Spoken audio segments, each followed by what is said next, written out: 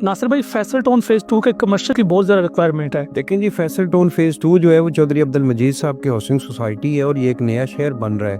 और हाई पे इस वजह से है कि एक तो कमर्शियल के अपने अलग से क्लाइंट्स होते हैं, रेजिडेंशियल के क्लाइंट्स जो है उनका बजट कम है, वो रेजिडेंशियल में इन्वेस्टमेंट करते हैं। कमर्शियल के लिए इतना ही बड़ा बजट भी चाहिए होता है। और सच्ची बात यह है कि चौधरी अब्दुल मजीद साहब के साथ जिन लोगों ने पिछले 10, 15, 20 साल के अंदर इन्वेस्टमेंट की हुई है कमर्शियल के अंदर स्पेशली, और उन लोगों को करोड़ों रुपए का फायदा हुआ है, मैं दावे के साथ कह सकता हूं कि आप फैसल टाउन फेज 1 उठा लें, आप फैसल हिल्स उठा लें, आप मल्टी प्रोफेशनल B17 सेक्टर उठा लें, F17 उठा लें, उसकी जो प्री लॉन्चिंग की बुकिंग कमर्शियल की थी आज वो डबल प्राइस में। अगर वो 10 करोड़ रुपए का प्री लॉन्चिंग बुकिंग पे था तो आज जो है वो 20-25 करोड़ रुपए का है।